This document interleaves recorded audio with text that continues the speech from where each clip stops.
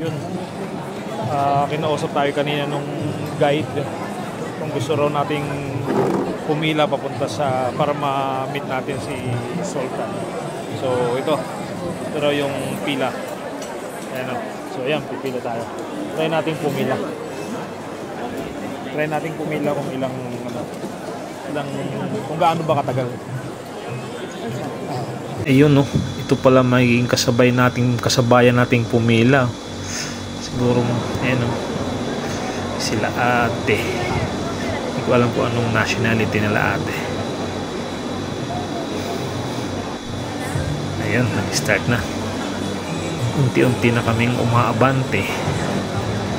At habang naglalakad ako, di ko mapigilang mapatingin sa taas. Ang ganda ng mga chandelier nila.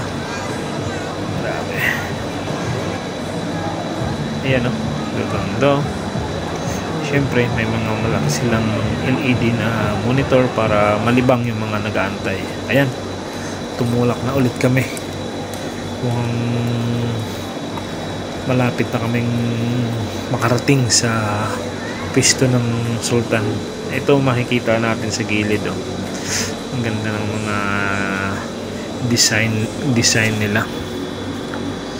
Tapos yun, pagpasok natin sa isang hall doon, sabi nila yun daw yung throne hall.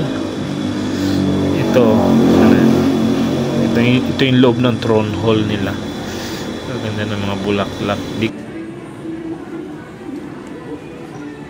Maganda oh, maganda.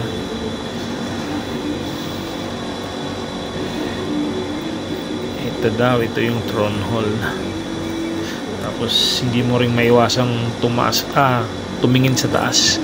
Kaganda rin ng mga pailaw nila. Ayan, umabante ulit kami. Siguro mga nasa more or less 1 hour na kaming nakapila dyan. Tingin ko malapit na rin kami. Tapos ayan, paglabas mo nung throne hall, ito na rin ang makikita mo. Agaganda na naman ng mga bulaklak. Hindi ko lang sure kung anong pangalan nito mga, pero ang gaganda talaga. Maganda ng bulaklak. Tapos ito, malapit na kami sa pwesto ni Sultan. At hanggang dito na lang din pwede mag-video. Ayan, ito paglabas ko na after na namin makita si Sultan, ito ng video ko na to. Ayan, tapos na after almost 2 hours na pagpila, ito na nakalabas na tayo. Ang dami natin mga kasabay. Ayun o, tapos na.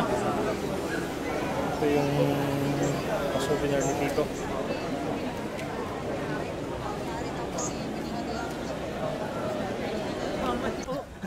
Yung akin ako. Ang daming tapaw oh. Tapaw po galing kay. Daming tapaw oh. Sinulo niya oh. Di ba pwede tayo dito tumaan pagkabos sa terminal?